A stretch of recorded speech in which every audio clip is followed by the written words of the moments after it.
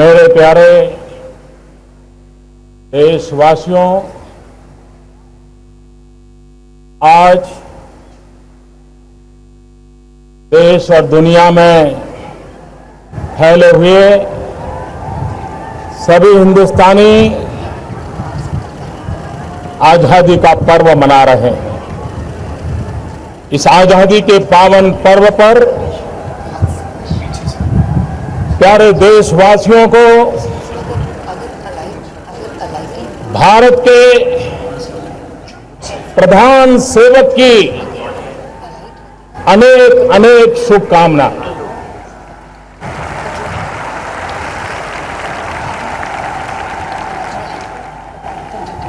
मैं आपके बीच प्रधानमंत्री के रूप में नहीं, प्रधान सेवक के रूप में उपस्थित हूं।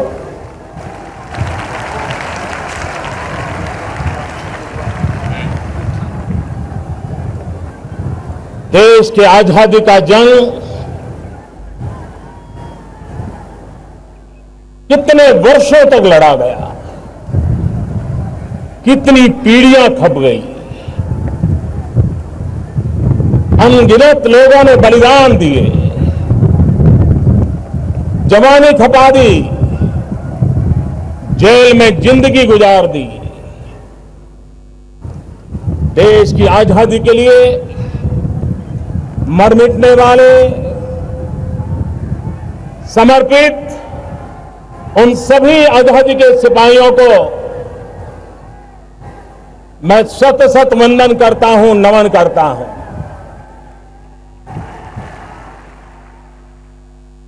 आजादी के इस पावन पर्व पर भारत के कोटि कोटि जनों को भी मैं प्रणाम करता हूं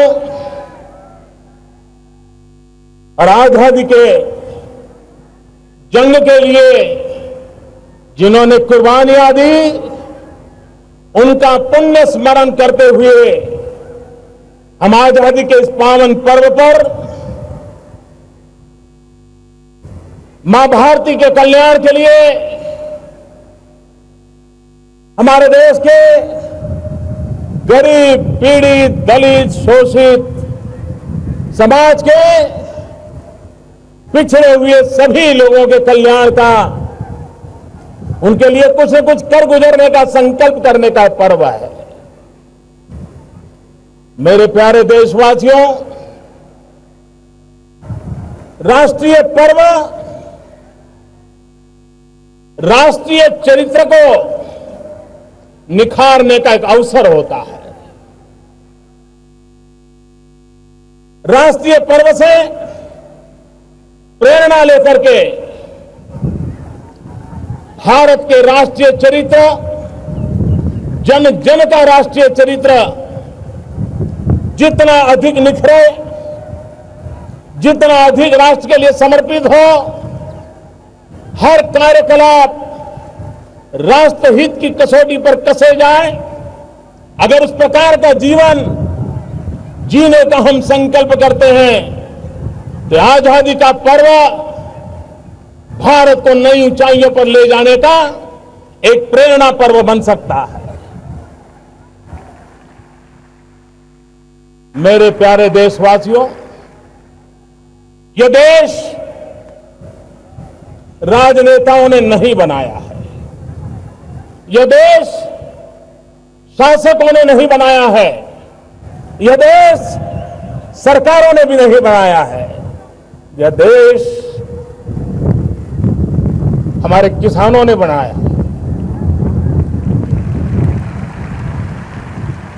हमारे मजदूरों ने बनाया है, हमारी उन माताओं बहनों ने बनाया है, हमारे उन नौजवानों ने बनाया है, हमारे देश के ऋषियों, मुनियों ने, आचार्यों ने, शिक्षकों ने, वैज्ञानिकों ने, समाज सेवकों ने पीढ़ी दर पीढ़ी कोटि कोटि जनों की तपस्या से आज ये राष्ट्र यहां पहुंचा है। देश के लिए जीवन भर साधना करने वाले ये सभी पीढ़ियां, सभी महानुभाव अभिनंदन के अधिकारी हैं। ये भारत के संविधान की शोभा है, भारत के संविधान का सामर्थ्य है। एक छोटे से नगर का गरीब परिवार का एक बालक आज लाल किले की प्राचीर से भारत के तिरंगे झंडे पर उसके सामने सर झुकाने के लिए उसने सौभाग्य प्राप्त किया है। यह भारत के लोकतंत्र की ताकत है। यह भारत के संविधान के रचयिताओं ने दिया हुआ हमें अनमोल सौगात है। मैं भारत के संविधान के निर्माताओं को इस पर नमन करता हूं।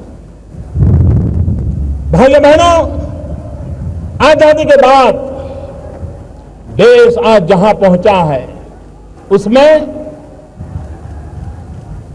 इस देश के सभी प्रधानमंत्रियों का योगदान है। इस देश की सभी सरकारों का योगदान है। इस देश के सभी राज्यों की सरकारों का भी योगदान है। मैं वर्तमान भारत की उस ऊंचाई पर ले जाने का प्रयास करने वाली सभी पूर्व सरकारों को, सभी पूर्व प्रधानमंत्रियों को, उनके सभी कामों को जिसके कारण राष्ट्र का गौरव बढ़ा है, उन सब के प्रति इस पल आदर का भाव व्यक्त करना चाहता हूं। मैं आभार की अभिव्यक्ति करना चाहता हूं।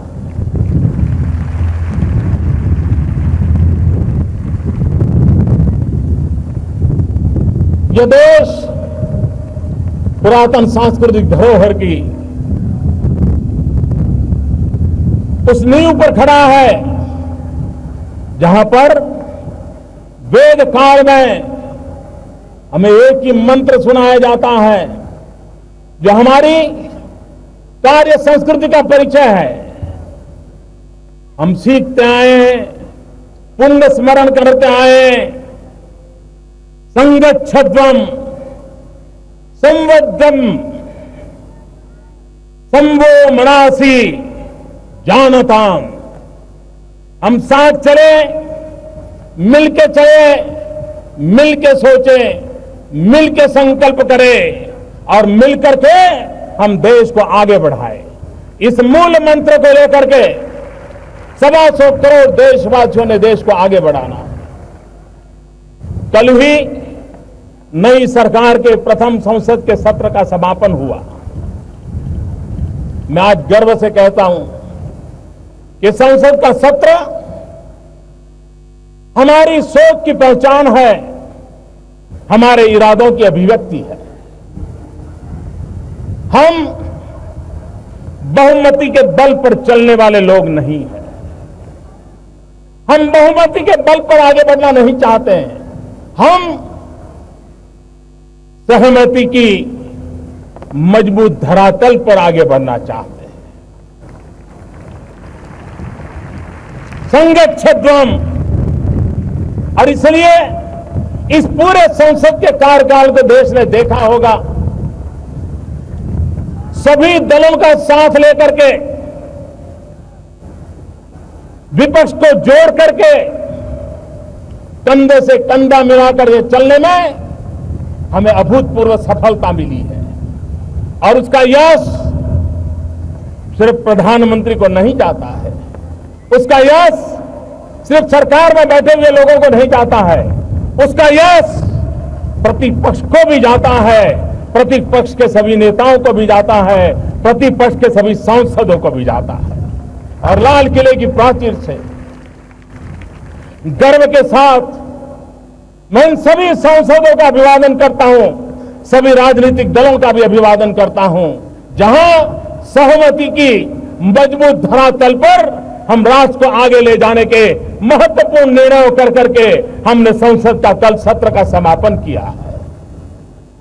भाइयों बहनों,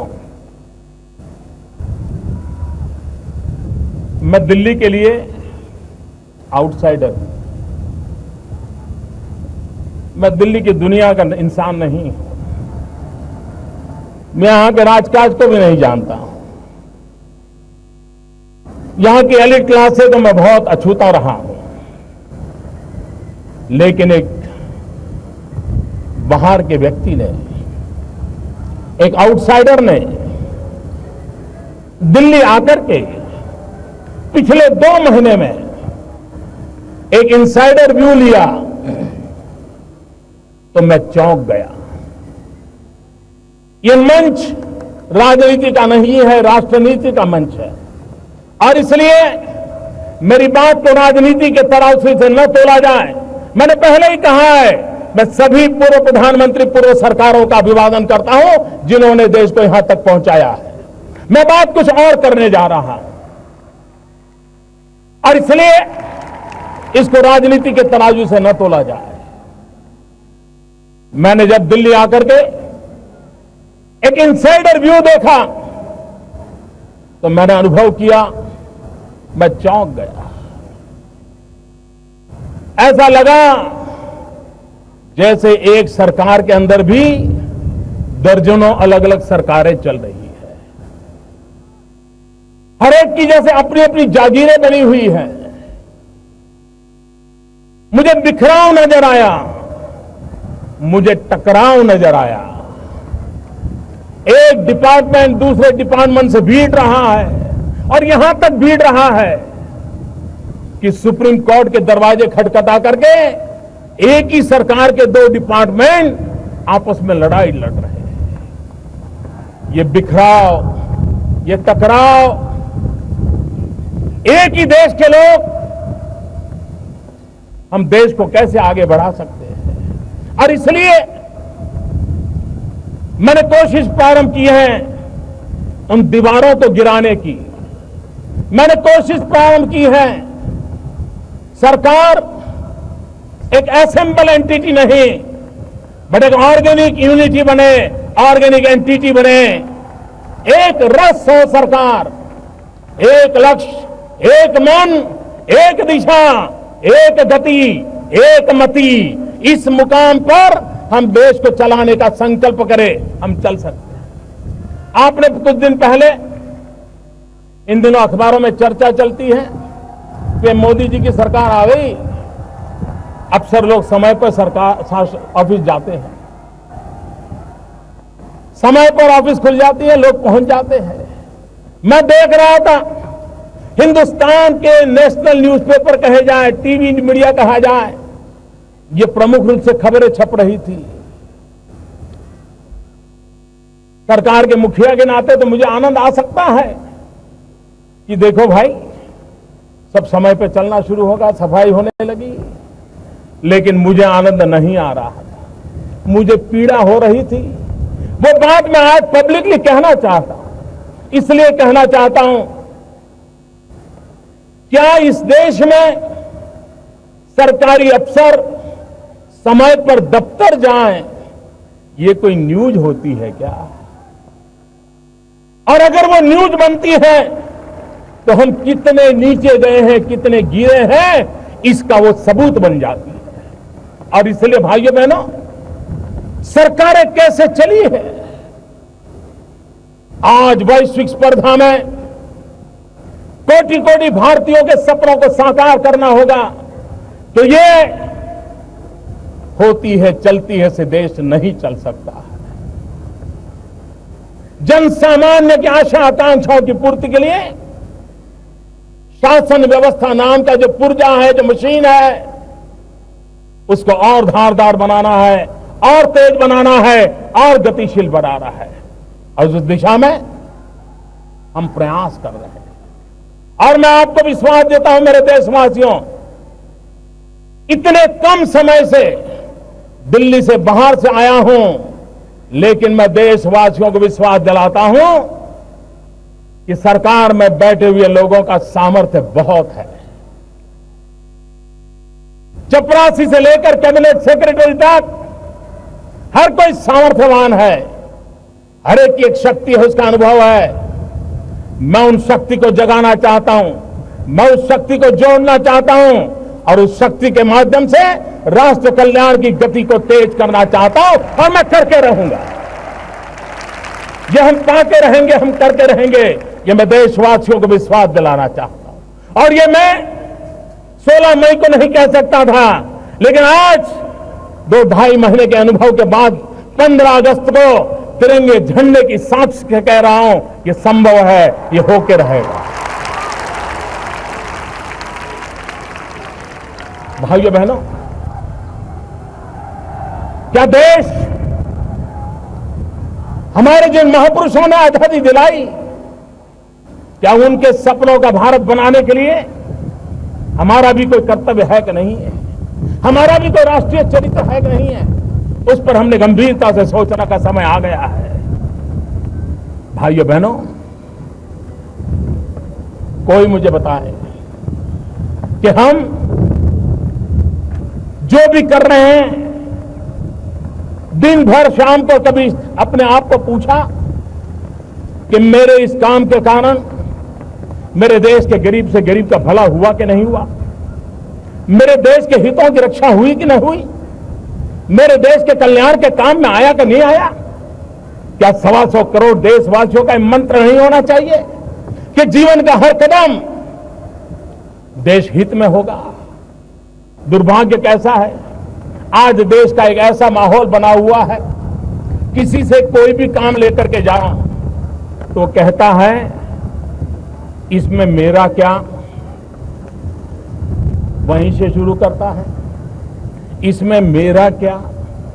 और जब उसको पता चलेगा कि इसमें उसका कुछ नहीं है तो तुरंत बोलता है तो फिर मुझे क्या। ये मेरा क्या और मुझे क्या, इस दायरे से हमें बाहर आना है।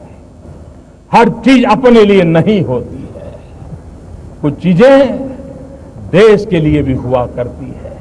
और इसलिए हमारे राष्ट्रीय चरित्र को हमने निखारना है। मेरा क्या, मुझे क्या, उससे ऊपर उठ करके देश हित के हर काम के लिए मैं आया हूं, मैं आगे हूं, ये भाव हमें जगाना है। भाइयों बहनों, आज जब हम बलात्कार की घटनाओं की खबरें सुनते हैं, हमारा माथा शर्म से झुक जाता है। लोग अलग अलग तर्क देते हैं, हर कोई मनोवैज्ञानिक बनकर के अपने बयान देता है। लेकिन भाइयों बहनों, मैं आज इस मंच से मैं उन माताओं और उनके पिताओं से पूछना चाहता हूं, हर मां बाप से पूछना चाहता हूं कि आपके घर में बेटी 10 साल की होती है, 12 साल की होती है, मां और बाप चौकन्ने रहते, हर बार पूछते हैं कहां जा रही हो, कब आओगी, पहुंचने के बाद फोन करना। बेटी को तो सैकड़ों सवाल मां बाप पूछते हैं, लेकिन क्या कभी मां बाप ने अपने बेटे को पूछने की हिम्मत की है?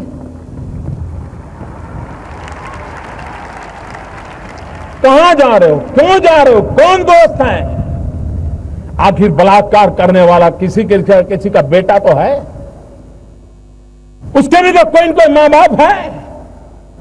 क्या मां बाप के नाते हमने अपने बेटे को पूछा कि तुम क्या कर रहे हो, कहां जा रहे हो? अगर हाँ मां बाप तय करें तो हमने बेटियों पे जितने बंधन डाले हैं, कभी बेटों पर भी डाल करके देखो तो सही, उसे कभी पूछो तो सही। भाइयों बहनों, कानून अपना काम करेगा, कठोरता से करेगा, लेकिन समाज के नाते भी, हर मां बाप के नाते हमारा दायित्व है।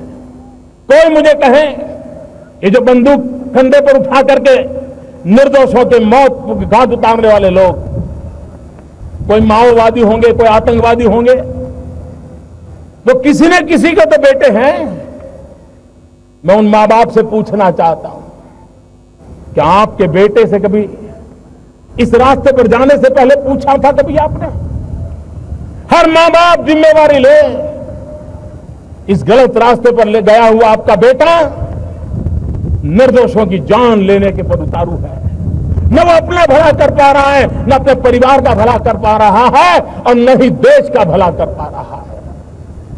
और मैं हिंसा के रास्ते पर गए हुए उन नौजवानों से कहना चाहता हूं, आप जो भी आज हैं, कुछ न कुछ तो भारत माता ने आपको दिया है, तब पहुंचे हैं।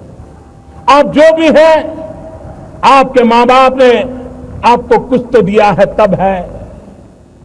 मैं आपसे पूछना चाहता हूं, कंधे पर बंदूक लेकर के आप धरती को लाल तो कर सकते हो, लेकिन कभी सोचो अगर कंधे पर हल होगा तो हरियाली धरती कितनी प्यारी लगेगी, कितनी प्यारी लगेगी। कब तक हम इस धरती को लहूलुहान करते रहेंगे? कब तक हम निर्दोषों की जान लेते रहेंगे? और हमने पाया क्या? हिंसा के रास्ते ने हमें कुछ नहीं दिया है। भाइयों बहनों, मैं पिछले दिनों नेपाल गया था।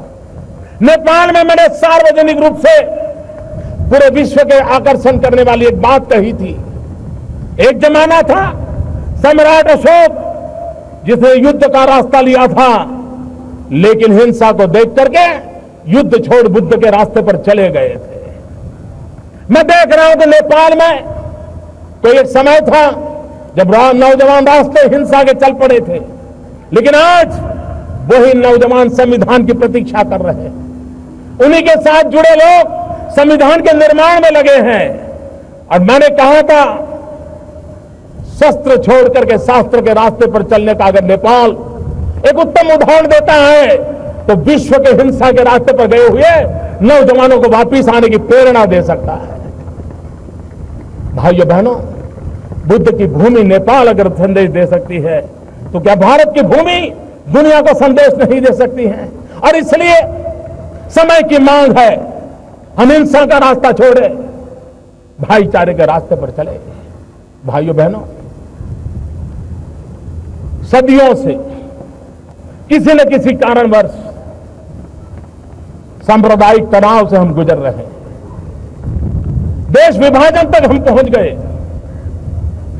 आजादी के बाद भी कभी जातिवाद का जहर, कभी सांप्रदायवाद का जहर, ये पापाचार कब तक चलेगा? किसका भला होता है? बहुत लड़ लिया, बहुत लोगों को काट लिया, बहुत लोगों को मार दिया। भाइयों बहनों, एक बार पीछे मुड़ करके देखिए, किसी ने कुछ नहीं पाया है सिवाय भारत मां के अंगों पर दाग लगाने के सिवा हमने कुछ नहीं किया है। और इसलिए मैं देश के उन लोगों से आह्वान करता हूं, जातिवाद का जहर हो, संप्रदायवाद का जहर हो, प्रांतवाद का जहर हो, ऊंच नीच का भाव हो, ये देश को आगे बढ़ाने में रुकावट है। एक बार मन में तय करो, 10 साल के लिए मॉरिटोरियम तय करो। 10 साल तक इन सारे तनावों से हम मुक्त समाज की ओर जाना चाहते हैं। और आप देखिए, शांति, एकता, सद्भावना, भाईचारा हमें आगे बढ़ने में कितनी ताकत देते। एक बार देखो मेरे देशवासियों, मेरे शब्द पे भरोसा कीजिए और मैं आपको विश्वास दिलाता हूं, अब तक किए हुए पापों को, उस रास्ते को छोड़ें, सद्भावना, भाईचारे का रास्ता अपनाएं और हम देश को आगे ले जाने का संकल्प करें। मुझे विश्वास है कि हम इसको कर सकते हैं।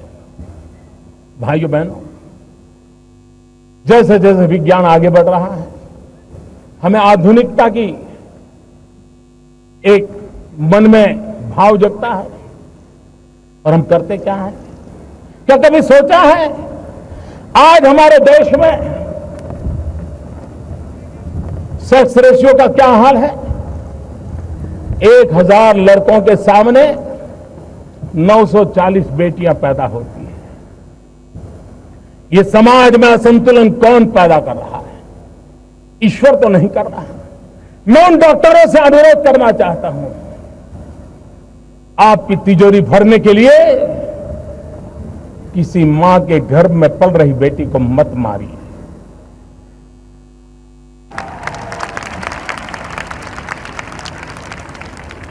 मैं उन माताओं बहनों को कहता हूं कि आप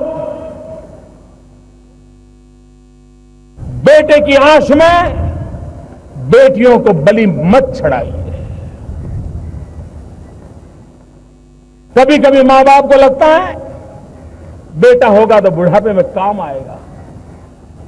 मैं समाज जीवन में काम करने वाला इंसान हूं। मैंने ऐसे परिवार देखे हैं, 5 बेटे हो, 5 के 5 बंगले हो, घर में 10-10 गाड़ियां हो, लेकिन बूढ़ा मां बाप ओल्ड एज होम में रहते हैं, वृद्धाश्रम में रहते हैं। ऐसे परिवार मैंने देखे, और ऐसे परिवार भी देखे हैं जहां अकेली बेटी हो संतान के रूप में, वो बेटी अपने सपनों को बलि चढ़ाती है, शादी नहीं करती और बूढ़े मां बाप की सेवा के लिए अपने जीवन को खपा देती है।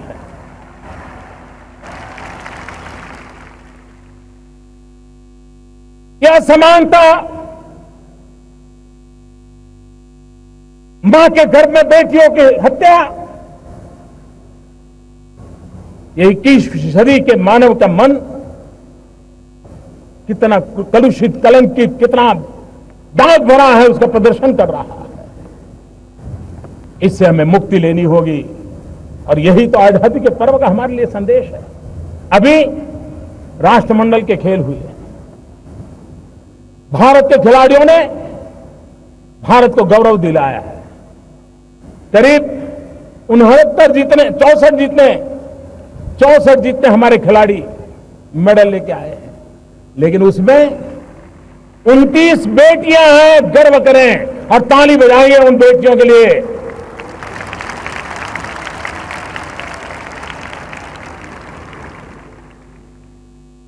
भारत की आन बान शान में हमारी बेटियों का भी योगदान है। हम इसको स्वीकार करें और उसे भी कंधे से कंधा मिला करके हम साथ लेके चले, तो जो समाज जीवन में बुराई आई है, उन बुराइयों से हम मुक्ति पा सकते हैं। और इसलिए भाइयों बहनों, एक सामाजिक चरित्र के नाते, एक राष्ट्रीय चरित्र के नाते हमें उस दिशा में जाना है। भाइयों बहनों, देश को आगे बढ़ाना है तो विकास एक ही रास्ता है, सुशासन एक ही रास्ता है। देश को आगे ले जाने के लिए यही 2 पटरी हैं, जो गुड गवर्नेंस एंड डेवलपमेंट, उसी को लेकर के आगे चल सकते हैं, और उसी को लेकर के चलने का इरादा लेकर के हम चलना चाहते हैं। मैं जब गुड गवर्नेंस की बात करता हूं, तब आप मुझे बताइए, तो प्राइवेट में नौकरी करता है, उसको पूछोगे तो कहता है मैं जॉब करता हूं। लेकिन जो सरकार में नौकरी करता है, उसको पूछोगे तो कहता है मैं सर्विस करता हूं। दोनों कमाते हैं, लेकिन एक के लिए जॉब है, एक के लिए सर्विस है। मैं सरकारी सेवा में लगे सभी भाइयों बहनों से प्रश्न पूछता हूं, क्या कहीं ये सर्विस शब्द उसने अपनी ताकत खो तो नहीं दी है, अपनी पहचान खो तो नहीं दी है? सरकारी सेवा में जुड़े हुए लोग जॉब नहीं कर रहे, सेवा कर रहे हैं, सर्विस कर रहे हैं। और इसलिए इस भाव को पुनर्जीवित करना, एक राष्ट्रीय चरित्र के रूप में इसको हमें आगे ले जाना, उस दिशा में हमने आगे बढ़ना है। भाइयों बहनों,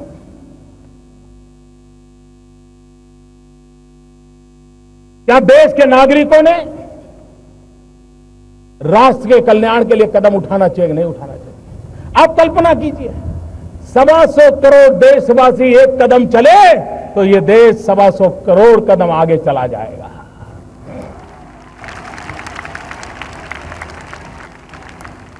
लोकतंत्र ये सिर्फ सरकारों चुनने का सीमित मायना नहीं है। लोकतंत्र 125 करोड़ नागरिक और सरकार कंधे से कंधा मिला करके देश की आशा आकांक्षाओं की पूर्ति के लिए काम करें, ये लोकतंत्र का फायदा है। हमें जन भागीदारी करनी है, पीपल्स प्राइवेट पार्टनरशिप के साथ में आगे बढ़ना है। हमें जनता को जोड़ करके आगे बढ़ना है, और उस जोड़ने के आगे बढ़ने के लिए आप मुझे बताइए, आज हमारा किसान आत्महत्या क्यों करता है? साहूकार से कर्ज लेता है, कर्ज दे नहीं सकता है, मर जाता है। बेटी की शादी है, गरीब आदमी साहूकार से कर्ज लेता है, कर्ज दे नहीं पाता, जीवन भर मुसीबतों से गुजारता है। उन मेरे गरीब परिवारों की रक्षा कौन करेगा? भाइयों बहनों, इस आजादी के पर्व पर मैं एक योजना को बहुत तेज आगे बढ़ाने का संकल्प करने के लिए आपके पास आया हूं। एक प्रधानमंत्री जन धन योजना, इस प्रधानमंत्री जन धन योजना के माध्यम से हम देश के गरीब से गरीब लोगों को बैंक अकाउंट की सुविधा से जोड़ना चाहते हैं। आज करोड़ों करोड़ों परिवार हैं जिसके पास मोबाइल फोन तो है, लेकिन बैंक अकाउंट नहीं है। यह स्थिति हमें बदलनी है। देश की आर्थिक संसाधन गरीब के काम आए, इसकी शुरुआत यहीं से होती है। यही तो है जो खिड़की खोलता है। और इसलिए प्रधानमंत्री जन धन योजना के तहत जो अकाउंट खोलेगा उसको डेबिट कार्ड दिया जाएगा, और डेबिट कार्ड के साथ हर गरीब परिवार को 1 लाख रुपया का बीमा सुनिश्चित कर दिया जाएगा, ताकि उसके जीवन में कोई संकट आया तो उसके परिवारजनों को 1 लाख रुपए का बीमा मिल सकता है। भाइयों बहनों, यह देश नौजवानों का देश है। 65% देश की जनसंख्या 35 से कम आयु की है। हमारा देश विश्व का सबसे ऊंचा नौजवान देश है। क्या हमने कभी इसका फायदा उठाने के लिए सोचा है? आज दुनिया को स्किल्ड वर्कफोर्स की जरूरत है। आज भारत को भी स्किल्ड वर्कफोर्स की जरूरत है। कभी कभार हम अच्छा ड्राइवर ढूंढते हैं, नहीं मिलता है। प्लम्बर ढूंढते हैं, नहीं मिलता है। अच्छा कुक चाहिए, नहीं मिलता है। नौजवान है, बेरोजगार है, लेकिन हमें चाहिए वैसा नौजवान मिलता नहीं है। देश को विकास के लिए और आगे बढ़ाना है तो स्किल डेवलपमेंट ये हमारा मिशन है। और स्किल इंडिया हिंदुस्तान के कोटि कोटि नौजवानों को स्किल हुनर सीखे, उसके लिए पूरे देश में जान और घिसी-पिटी व्यवस्थाओं से नहीं, उनको वो स्किल मिले जो उन्हें आधुनिक भारत बनाने में काम आए। वो दुनिया के किसी भी देश में जाएं तो उनके हुनर की सराहना हो। और हम 2 प्रकार के विकास को लेकर के चलना चाहते हैं। हम ऐसे नौजवानों को भी तैयार करना चाहता हूं जो जॉब क्रिएटर हो, और जो जॉब क्रिएट करने का सामर्थ्य नहीं रखते, संजोग नहीं है, वे विश्व के किसी भी कोने में जाकर के आंख में आंख मिला करके अपने बाहुबल के द्वारा, अपने उंगलियों के हुनर के द्वारा, अपने कौशल्य के द्वारा विश्व का हृदय जीत सके, ऐसे नौजवानों का सामर्थ्य हम तैयार करना चाहते हैं। भाइयों बहनों, स्किल डेवलपमेंट को बहुत तेजी से आगे बढ़ाने का संकल्प लेकर मैं करना चाहता हूं। भाइयों बहनों, विश्व बदल चुका है।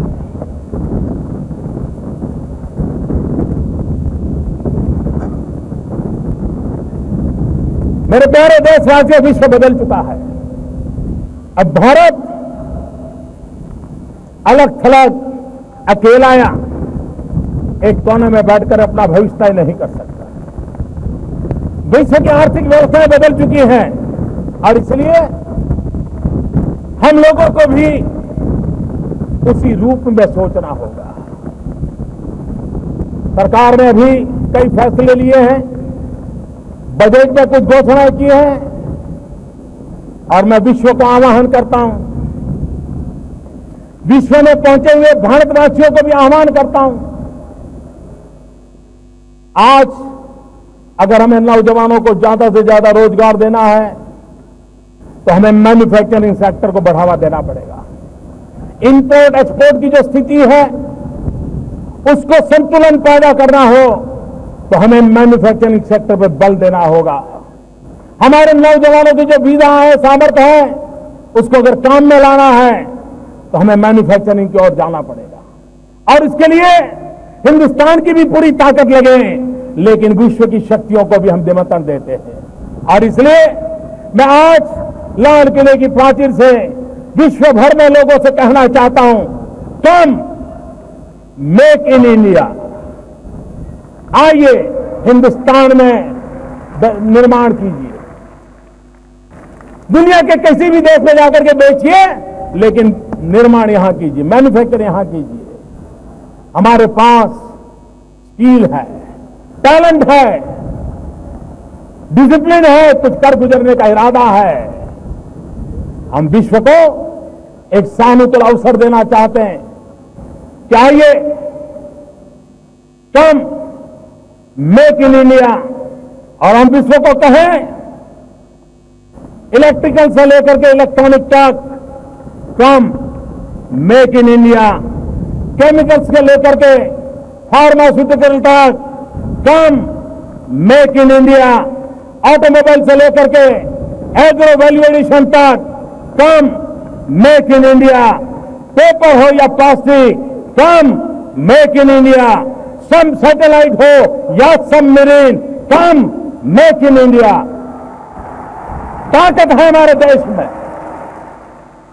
आइए मैं निमंत्रण देता हूं।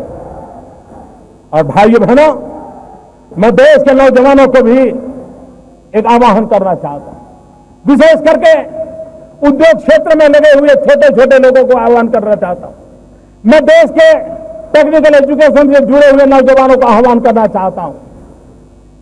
जैसे मैं विश्व को कहता हूं मेक इन इंडिया, मैं देश के नौजवानों को कहता हूं, हमारा सपना होना चाहिए कि दुनिया के हर कोने में ये बात पहुंचनी चाहिए, मेड इन इंडिया। ये हमारा सपना होना चाहिए। क्या मेरे देश के नौजवान देश सेवा करने के लिए सिर्फ भगत सिंह की तरह फांसी पर ही लटकना अनिवार्य है? भाइयों बहनों, लाल बहादुर शास्त्री जी ने जय जवान जय किसान एक साथ मंत्र दिया था। जवान जो सीमा पर अपना सर दे देता है, उसी की बराबरी में जय जवान कहा था। क्यों? क्योंकि अन्न के भंडार भर करके मेरा किसान भारत मां की उतनी ही सेवा करता है जैसे जवान भारत मां की रक्षा करता है। ये भी देश सेवा है। अन्न के भंडार भरना ये भी किसान की सबसे बड़ी देश सेवा है। और तभी तो लाल बहादुर शास्त्री ने जय जवान जय किसान कहा था। भाइयों बहनों, मैं नौजवानों से कहना चाहता हूं, आपके रहते हुए छोटी मोटी चीजें हमें दुनिया से इंपोर्ट क्यों करनी पड़े? क्या मेरे देश के नौजवान ये तय कर सकते हैं? वो जरा रिसर्च करें, ढूंढे कि भारत कितने प्रकार की चीजों को इंपोर्ट करता है, और वो फैसला करें कि मैं अपने छोटे छोटे काम के द्वारा, उद्योग के द्वारा, मेरा छोटा ही कारखाना क्यों न हो, लेकिन मेरे देश को इंपोर्ट करने वाली कम से कम एक चीज मैं ऐसी बनाऊंगा कि मेरे देश को कभी इंपोर्ट न करना पड़े। इतना ही नहीं, मेरा देश एक्सपोर्ट करने की स्थिति में आए। अगर हिंदुस्तान के लाखों नौजवान एक एक आइटम लेकर के बैठ जाए, भारत दुनिया में एक्सपोर्ट करने वाला देश बन सकता है।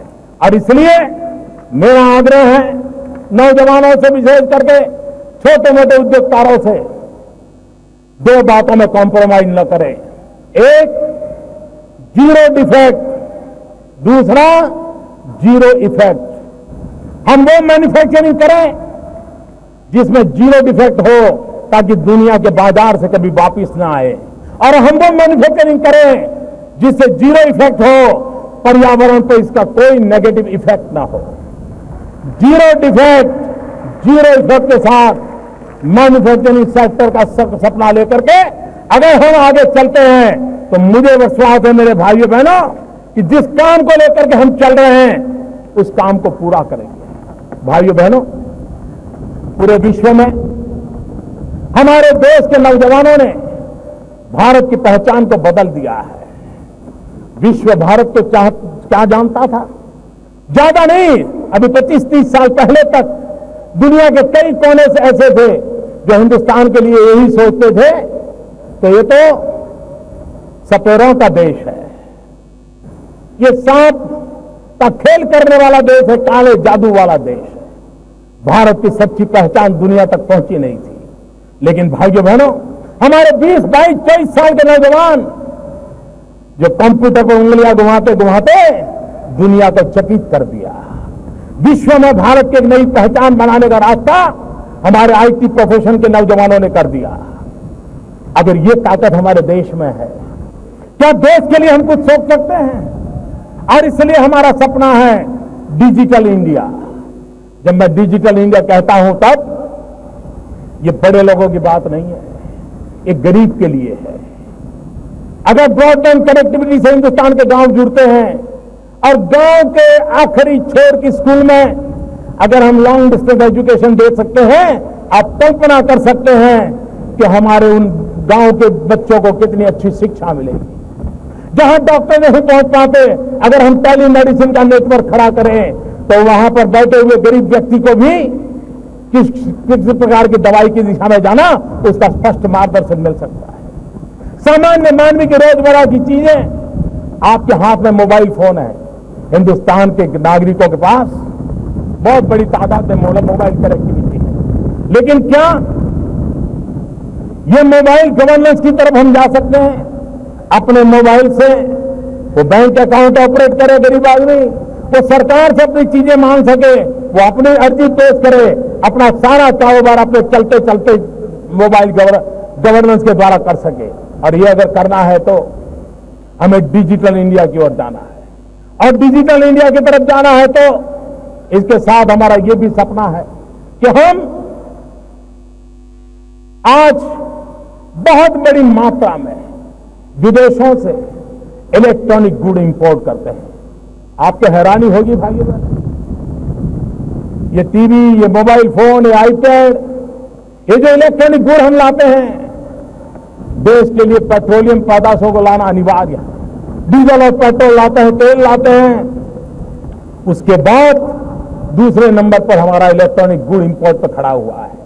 अगर हम डिजिटल इंडिया का सपना लेकर के इलेक्ट्रॉनिक गुड के मैन्युफैक्चरिंग के लिए चल पड़े और हम कम से कम स्वनिर्भर बन जाए तो देश की तिजोरी को कितना बड़ा लाभ हो सकता है। और इसलिए हम इस डिजिटल इंडिया को लेकर के जब आगे चलना चाहते हैं तब e governance, easy governance, effective governance है और इकोनॉमिकल गवर्नेंस है। ई गवर्नेंस के माध्यम से गुड गवर्नेंस की ओर जाने का रास्ता है। एक जमाना तक कहा जाता था कि रेलवे देश को जोड़ती है, ऐसा कहा जाता था। मैं कहता हूं आज आईटी देश के जन जन को जोड़ने का ताकत रखती है और इसलिए हम डिजिटल इंडिया के माध्यम से आईटी के धरातल पर यूनिटी का मंत्र को साकार करना चाहता है। भाइयों बहनों, अगर हम इन चीजों को लेकर के चलते हैं तो मुझे विश्वास है कि डिजिटल इंडिया विश्व की बराबरी करने की ताकत के साथ खड़ा हो जाएगा। हमारे नौजवानों में वो सामर्थ्य है, उनको ये अवसर दे रहा है। भाइयों बहनों, हम टूरिज्म को बढ़ावा देना चाहते हैं। टूरिज्म से गरीब व्यक्ति को रोजगार मिलता है। चना बेचने वाला भी कमाता है, ऑटो रिक्शा वाला भी कमाता है, पकोड़े बेचने वाला भी कमाता है, अरे चाय बेचने वाला भी कमाता है। और जब चाय बेचने वाले की बात आती है तो मुझे जरा अपनापन महसूस होता है। टूरिज्म के कारण गरीब से गरीब व्यक्ति को रोजगार मिलता है, लेकिन टूरिज्म के अंदर बढ़ावा देने में भी और एक राष्ट्रीय चरित्र के रूप में भी हमारे सामने सबसे बड़ी रुकावट है हमारे चारों तरफ दिखाई दे रही गंदगी। क्या आजादी के बाद, इतने सालों के बाद, 21वीं सदी के 1.5 दशक के दरवाजे पर खड़े हैं, तब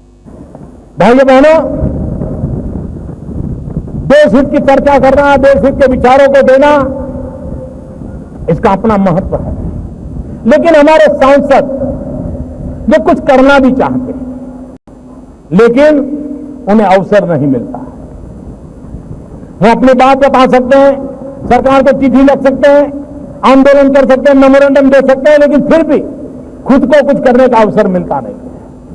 मैं एक नए विचार को लेकर के आज आपके पास आया हूं।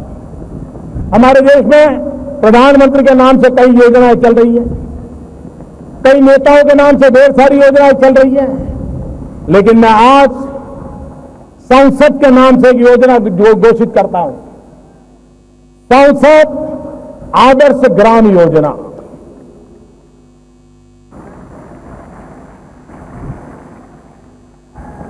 हम कुछ पैरामीटर तय करेंगे और मैं सांसदों से आग्रह करता हूं कि वो अपने इलाके में 3000 से 5000 के बीच का कोई भी गांव पसंद कर ले और कुछ पैरामीटर तय हो, वहां की सरकार परिस्थिति के अनुसार,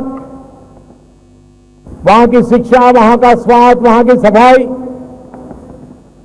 वहां के गांव का माहौल, गांव में ग्रीनरी, गांव का मेलजोल, कई पैरामीटर अपन तय करेंगे और हर सांसद 16 तक अपने इलाके में एक गांव को आदर्श गांव बनाए।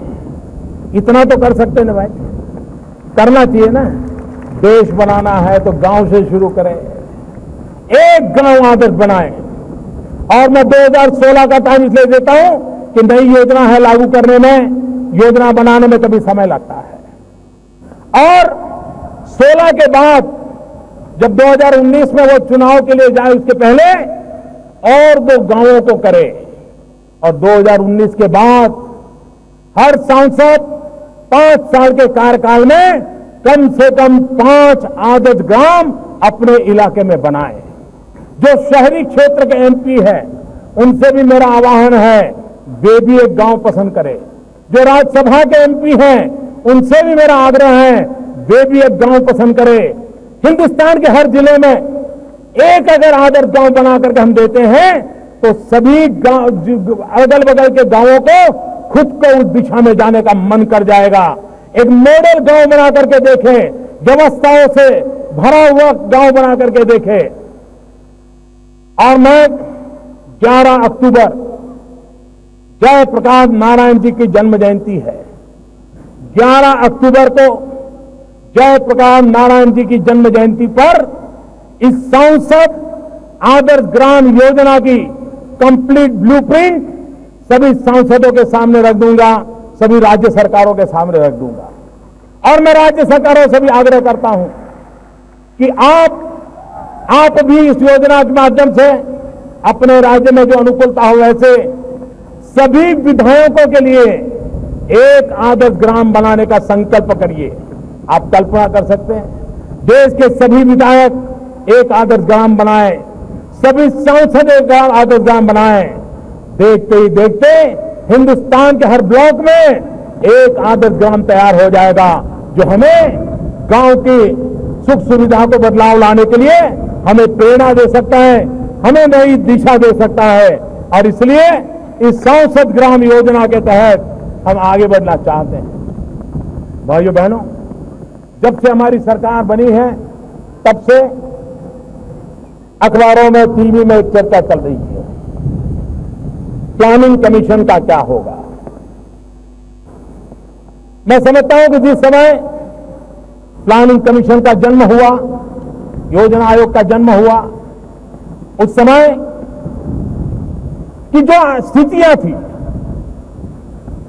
उस समय की जो आवश्यकताएं थी, उसके आधार पर उसकी रचना की गई। और पिछले इन वर्षों में योजना आयोग ने अपने तरीके से राष्ट्र के विकास में उचित योगदान किया है। मैं इसका आदर करता हूं, गौरव करता हूं, सम्मान करता हूं, सत्कार करता हूं। लेकिन अब देश की अंदरूनी स्थिति भी बदली हुई है, वैश्विक परिवेश भी बदला हुआ है, आर्थिक गतिविधि का केंद्र सरकारें नहीं रही हैं, उसका दायरा बहुत फैल चुका है। राज्य सरकारें विकास के केंद्र में आ रही है और मैं इसको अच्छी निशानी मानता हूं। भारत को आगे ले जाना है तो राज्यों को आगे ले जाकर के ही होने वाला है। भारत के फेडरल स्ट्रक्चर की अहमियत पिछले 60 साल में जितनी थी उससे ज्यादा आज के युग में है। हमारे संघीय ढांचे को मजबूत बनाना, हमारे संघीय ढांचे को चेतनवंत बनाना, हमारे संघीय ढांचे को विकास की धरोहर के रूप में काम लेना, मुख्यमंत्री और प्रधानमंत्री की एक टीम फॉर्मेशन हो, केंद्र और राज्य की टीम हो, ये टीम बनकर के आगे चले तो इस काम को अब प्लानिंग कमीशन के नए रंग रूप से सोचना पड़ेगा। और इसलिए लाल किले की प्राचीर से एक बहुत बड़ी चली आ रही पुरानी व्यवस्था में उसका कायाकल्प भी करने की जरूरत है, उसमें बहुत बदलाव करने की आवश्यकता है। और कभी कभी पुराने घर के रिपेयरिंग में खर्चा ज्यादा होता है लेकिन संतोष नहीं होता है, फिर मन करता है अच्छा है कि नया ही घर बनाते हैं। और इसलिए बहुत ही कम समय के भीतर योजना आयोग के स्थान पर एक क्रिएटिव थिंकिंग के साथ राष्ट्र को आगे ले जाने की दिशा, पब्लिक प्राइवेट पार्टनरशिप की दिशा, संसाधनों का ऑप्टिमम यूटिलाइजेशन, प्राकृतिक संसाधनों का ऑप्टिमम यूटिलाइजेशन, देश की युवा शक्ति के सामर्थ्य का उपयोग, राज्य सरकारों की आगे बढ़ने की इच्छाओं को बल देना, राज्य सरकारों को ताकतवर बनाना, संघीय ढांचे को ताकतवर बनाना, ऐसा नए रूप रंग के साथ, नया शरीर नई आत्मा के साथ, नई सोच के साथ, नई दिशा के साथ, नए विश्वास के साथ एक नए इंस्टीट्यूशन को हम निर्माण करेंगे और बहुत ही जल्द योजना आयोग की जगह पर ये नई इंस्टीट्यूट काम करे, उस दिशा में हम आगे बढ़ने वाले हैं। भाइयों बहनों, आज 15 अगस्त महर्षि अरविंद का भी जन्म जयंती का पर्व है। महर्षि अरविंद ने एक क्रांतिकारी से निकल करके योग गुरु की अवस्था को प्राप्त किया था। उन्होंने भारत के भाग्य के लिए कहा था कि मुझे विश्वास है भारत की दैविक शक्ति, भारत की आध्यात्मिक विरासत विश्व कल्याण के लिए अहम भूमिका निभाएगा। इस प्रकार के भाव महर्षि अरविंद ने व्यक्त किए थे। मेरी महापुरुषों की बातों में बड़ी श्रद्धा है, मेरी त्यागी तपस्वी ऋषि और मुनियों की बातों में बड़ी श्रद्धा है। और इसलिए मुझे आज लाल किले की प्राचीर से स्वामी विवेकानंद जी के वो शब्द याद आ रहे हैं, जब स्वामी विवेकानंद जी ने कहा था कि मैं मेरी आंखों के सामने देख रहा हूं। विवेकानंद जी के शब्द थे, मैं मेरी आंखों के सामने देख रहा हूं कि फिर एक बार मेरी भारत माता जाग उठी है, मेरी भारत माता जगत गुरु के स्थान पर विराजमान होगी। हर भारतीय मानवता के कल्याण के काम आएगा। ये भारत की विरासत विश्व के कल्याण के लिए काम आएगी। ये शब्द स्वामी विवेकानंद जी ने अपने तरीके से कहे थे। भाइयों बहनों, विवेकानंद जी के शब्द कभी असत्य नहीं पुरवार हो सकते। स्वामी विवेकानंद जी के शब्द भारत को जगत गुरु देखने का उनका सपना, उनकी दीर्घ दृष्टि, उस सपने को पूरा करना हम लोगों का कर्तव्य है। दुनिया का ये सामर्थ्यवान देश, प्रकृति से हरा भरा देश, नौजवानों का देश आने वाले दिनों में विश्व के लिए बहुत कुछ कर सकता है। भाइयों बहनों, लोग विदेश की नीतियों के संबंध में चर्चा करते हैं। मैं साफ मानता हूं, भारत की विदेश नीति के कई आयाम हो सकते हैं। लेकिन एक महत्वपूर्ण बात है जिस पर मैं अपना ध्यान केंद्रित करना चाहता हूं। क्या हम आजादी की जैसे लड़ाई लड़े, मिलजुल करके लड़े थे, तब तो हम अलग नहीं थे, हम साथ साथ थे। कौन सी सरकार हमारे साथ थी, कौन से शस्त्र हमारे पास थे? एक गांधी थे, सरदार थे और लक्षावधि स्वतंत्र सेनानी थे, और इतनी बड़ी सल्तनत थी, और सल्तनत के सामने हम आजादी का जंग जीते कि नहीं जीते, विदेशी ताकतों को परास्त किया कि नहीं किया, भारत छोड़ने के लिए मजबूर किया कि नहीं किया? हम ही तो थे, हमारे ही तो पूर्वज थे जिन्होंने ये सामर्थ्य दिखाया था। समय की मांग है, सत्ता के बिना, शासन के बिना, शस्त्र के बिना, साधनों के बिना भी इतनी बड़ी सल्तनत को हटाने का काम अगर हिंदुस्तान की जनता कर सकती है, तो हम भाइयों बहनों क्या गरीबी को हटा नहीं सकते? क्या हम गरीबी को परास्त नहीं कर सकते? क्या हम गरीबी के खिलाफ लड़ाई जीत नहीं सकते? मेरे 125 करोड़ मेरे प्यारे देशवासियों, आओ आओ हम संकल्प करें, हम गरीबी को परास्त करें, हम विजयश्री को प्राप्त करें, भारत से गरीबी का उन्मूलन हो, उस सपनों को लेकर के हम चले। और पड़ोसी देशों के पास भी यही तो समस्या है। क्यों न हम 7 देशों के सभी साथी दोस्त मिलकर के गरीबी के खिलाफ लड़ाई लड़ने का की योजना न बनाए, हम मिलकर के लड़ाई लड़े, गरीबी को परास्त करें। एक बार देखें तो सही, मरने मारने की दुनिया को छोड़ करके जीवित रखने का आनंद क्या होता है। यही तो भूमि है जहां सिद्धार्थ के जीवन की घटना थी। एक पंछी को एक भाई ने तीर मार दिया और एक दूसरे भाई ने तीर निकाल करके बचा लिया। मां के पास गए, पंछी किसका, हंस किसका? मां ने पूछा, मारने वाले का, बचाने वाला? मां ने कहा बचाने वाले का। मारने वाले से बचाने वाले की ताकत और होती है, और वही तो आगे जाकर के बुद्ध बन जाता है, वही तो आगे जाकर के बुद्ध बन जाता है। और इसलिए मैं पड़ोस के देशों से मिलजुल करके गरीबी के खिलाफ लड़ाई के लड़ने के लिए सहयोग चाहता हूं, सहयोग करना चाहता हूं। और हम मिलकर के, सार्क देश मिलकर के हम दुनिया में अपनी अहमियत खड़ी कर सकते हैं, हम दुनिया में एक ताकत बन के उभर सकते हैं। आवश्यकता है हम मिलजुल करके चले, गरीबी से लड़ाई जीतने का सपना लेकर के चले, कंधे से कंधा लेकर के चले। मैं भूटान गया, नेपाल गया, सार्क देशों के सभी महानुभाव शपथ समारोह में आए। एक बहुत अच्छी शुभ शुरुआत हुई है, सुनिश्चित रूप से अच्छे परिणाम मिलेंगे, मेरा विश्वास है।